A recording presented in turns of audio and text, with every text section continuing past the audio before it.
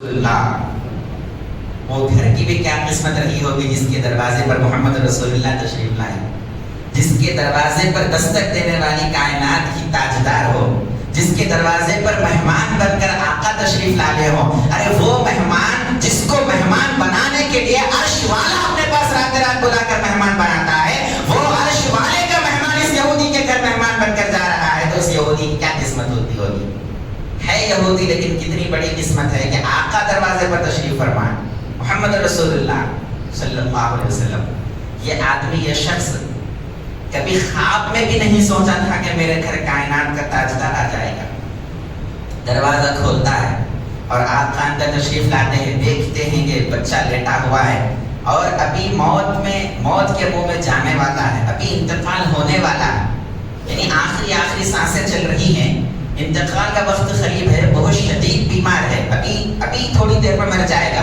تو سرکار دو جہاں صلی اللہ علیہ وسلم اس لڑکے کے سامنے جاتے ہیں اور جا کر کہتے ہیں کہ اے لڑکے میرا کلمہ پڑھ لے، اے لڑکے میرا کلمہ پڑھ لے، کیونکہ دنیا سے جا رہا ہے، مسلمان بن کر چلے جائے گا تو جنت میں داخلہ ہوگا، دوزخ سے بچائے گا اللہ تعالیٰ۔ اے لڑکے میرا کلمہ پڑھ لے۔ اب وہ لڑکا آقا کو دیکھتا ہے، آقا کلمہ پڑھنے کا حکم دے رہے ہیں، پھر اپنا چہرہ پلٹا کر وہ لڑکا اپنے باپ کو دیکھتا ہے کہ باپ کیا کہنے والا ہے تو بیٹا اپنی طرف سے کوئی فیصلہ نہیں لے سکتا، اتنا شعور نہیں ہے۔ ہاں اگر باشعور ہوتا تو باپ کی فکر کیے بغیر کلمہ پڑھ لیتا تھا، لیکن بچہ ہے بالآخر اپنے باپ کو دیکھتا ہے، باپ کوئی جواب نہیں دے رہا کیونکہ وہ تو دشمن ہے، یہودی ہے، باپ کوئی جواب نہیں دے رہا کہ کیا کرنا کیا نہیں کرنا، کلمہ پڑھنا کہ نہیں پڑھنا۔ پھر آقا فرماتے ہیں اے بچے کلمہ پڑھ لے، لا الہ الا اللہ محمد رسول اللہ۔ پھر بچہ اپنے باپ کو دیکھتا ہے، باپ کوئی ری ایکشن نہیں دے رہا، پھر آقا فرماتے ہیں کلمہ پڑھ لے، بچہ پھر کوئی جواب نہیں دیتا، اپنے باپ کے چہرے کو دیکھتا ہے۔ 3 مرتبہ جب یہ عالم ہو گیا، اس باپ کی زبان سے یہ نکلتا ہے، وہ باپ کہتا ہے اے بچے کیا دیکھ رہا ہے، محمد رسول اللہ تھوڑا ہر ایک کے گھر جا کر کلمہ پڑھاتے ہیں، یہ تیری قسمت ہے کہ تیرے گھر تجھے کلمہ پڑھانے کے واسطے آئے، کیا دیکھ رہا ہے کلمہ پڑھ لے۔ یہ ہر ایک کے گھر جا کر کلمہ نہیں پڑھاتے، یہ تو تیری قسمت ہے جو تو آقا کے نالے میں کھایا کرتا تھا، جو تو آقا کی خدمت میں رہا کرتا تھا، اس خدمت کا صلہ دنیا میں اللہ یہ دے رہا ہے کہ خود بنفس نفس محمد رسول اللہ تجھے کلمہ پڑھانے کے لیے آئے۔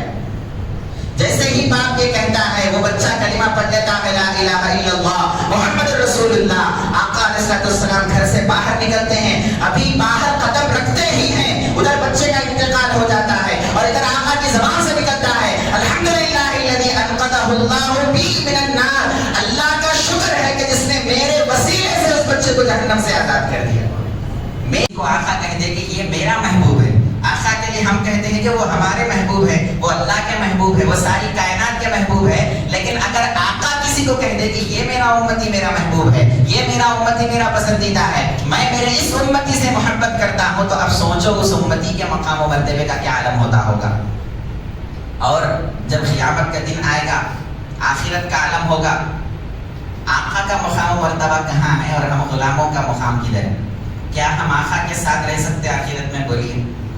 دنیا میں ہم بڑے آدمی کے ساتھ نہیں رہ سکتے، دنیا میں اگر کوئی ایم ایل اے آ جائے، ایم پی آ جائے، سی ایم آ جائے، پی ایم آ جائے، بڑے سے بڑا بادشاہ آ جائے، ہم اس کے لیول میں اس کے گھر میں اس کے ساتھ نہیں رہ سکتے نا، اس کا مقام اس کا اسٹیٹس الگ ہے، ہمارا اسٹیٹس الگ ہے۔ دنیا میں ہمارا کچھ اور مقام ہے، بڑے لوگوں کا کچھ اور مقام ہوتا۔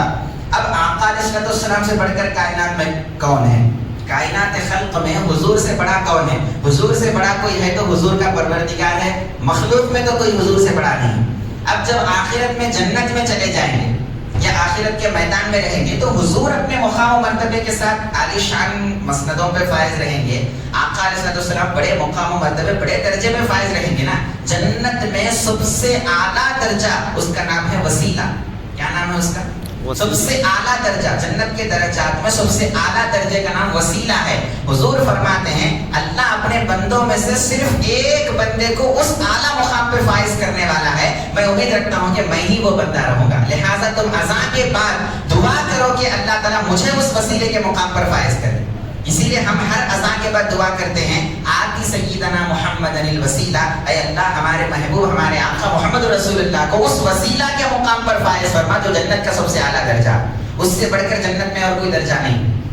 اب آپ اندازہ کریں اتنے اعلیٰ درجے پر آقا ہو اور ہم غلام کہاں رہیں گے؟ اگر چلے گئے جنت میں تو پہلے تو ہمارے جنت میں جانے کی کوئی ضمانت نہیں، ہمارے کام ایسے ہے، ہمارے اعمال ایسے ہے، ہماری کردار ایسا ہے اور ہمارا دنیا میں ہم ایسے زندگی گزار رہے، پہلے تو جنت میں جانے کا کوئی چانس ہی ہمارا نہیں ہے، کوئی ہماری گارنٹی نہیں ہے کہ ہم جائیں گے ہی جائیں گے جنت میں۔ اگر اللہ تعالیٰ فضل کر دے، آقا شفاعت کر دے، اولیاء اللہ شفاعت کر دے، اگر ہم جنت میں چلے جائیں اور اللہ کرے کہ چلے جائیں ہم سب جنت میں، اگر ہم جنت میں چلے بھی جائیں تب بھی ہم آقا کے ساتھ تو نہیں رہ سکتے نا، رہ سکتے کیا بولو؟ آقا کے ساتھ رہ سکتے؟ جنت میں جو آپ کو منزل، جو ٹھکانہ، جو درجہ ملے گا وہ آپ کے ایمان اور آپ کے عمل کے حساب سے ملے گا۔ ہمارا ایمان ہمارا عمل کدھر، آقا کا ایمان آقا کا عمل کدھر؟ کوئی میچ ہے؟ کوئی میچ نہیں ہے، کوئی میچ نہیں ہے۔ ہم کہاں رہیں گے اور آقا علیہ السلام کہاں رہیں گے؟ آقا کا دیدار بھی ہوگا یا نہیں ہوگا جنت میں نہیں معلوم، وہ اتنے اعلیٰ مقام پر فائز رہیں گے اور ہم کہیں چھوٹے درجے میں، وہ بھی اگر چلے گئے جنت میں تو شاید چھوٹے درجے میں ہم رہیں گے۔ اب اگر کوئی امتی کو آقا کے ساتھ رہنے کا موقع مل جائے جنت میں اور آخرت میں تو اس سے بڑھ کر کون خوش نصیب ہوگا؟ خواہش ہے یا نہیں ہے آقا کے ساتھ رہنے کی؟ آواز ہی نہیں آئی۔ اس کا مطلب نہیں ہے خواہش اپنے کو نہ جنت میں جانا ہے نہ آقا کے ساتھ رہنا ہے، ایسا ہی ہے۔ قیامت کے دن کون کون آقا کے قریب رہنا چاہتا ہے بولیے؟ کوئی رہنا چاہ رہے نہیں رہنا چاہ رہے؟ آقا کے قریب رہنا چاہ رہے یا دنیا داروں کے قریب رہنا چاہ رہے؟ قیامت کے دن آقا کے قریب رہنے کا سلیبس کیا ہے، نصاب کیا ہے، کورس کیا ہے، وہ آقا اس حدیث میں بیان کر رہے ہیں جو میں آپ کو سنا رہا تھا۔ ترمذی شریف کی حدیث، جابر بن عبداللہ روایت کر رہے ہیں، آقا کے قریب کون رہ سکتا ہے؟ ہم سمجھتے ہیں بڑے نمازوں کی پابندی کرے تو آقا کی قربت ملتی ہوگا، بڑے روزوں کی کثرت کرنے سے آقا کی قربت ملتی ہوگا، بڑے دنیا میں نیک کام کرنے سے آقا کی قربت ملتی ہوگا۔ ہاں یہ تمام چیزیں تو ہے اپنی اپنی جگہ، کسی کا انکار نہیں ہے، لیکن اس حدیث میں آقا ایک ہلکا سا اشارہ دے دیے، ایک راز بتا دیے کہ تم اگر میرے قریب رہنا چاہتے ہو تو یہ کام کر لو، فقط آخرت میں، قیامت میں، جنت میں، ہر جگہ تم میرے پاس، میرے قریب، میرے بازو رہیں گے۔ اس سے بڑھ کر کون خوش نصیب امتی ہوگا جس کو آقا اپنے قریب رکھتے ہیں؟ کوئی خوش نصیب ہے؟ اب آپ سنیے وہ کورس کیا ہے، کرنا چاہیں گے نہیں چاہیں گے؟ وہ شرط مکمل کریں گے یا نہیں کریں گے جو آقا بتا رہے ہیں؟ آقا کے قریب ہونا چاہتے ہیں تو یہ کام کرنا ہوگا، اس کے علاوہ کوئی دوسرا چارہ نہیں ہے۔ آقا بیان فرماتے ہیں، ان من احبکم الی واقربکم منی مجلسا یوم القیامت احاسنکم اخلاقا، تم میں سے مجھے سب سے زیادہ محبوب اور سب سے زیادہ پسند وہ آدمی ہے اور قیامت کے دن میرے قریب رہنے والا وہ آدمی ہوگا جس کے اخلاق سب سے زیادہ بہتر ہوتے ہوں۔ دیکھو آقا کی قربت کس میں ہے؟ اخلاق حسنہ میں، اچھے اخلاق، اچھا کردار، اچھا بیہیویئر، دوستوں کے ساتھ بھی اچھی گفتگو، اچھا رہن سہن، دشمنوں کے ساتھ بھی اچھا رہن سہن، ہمارا مزاج نرم ہو جائے، سخت مزاج نہ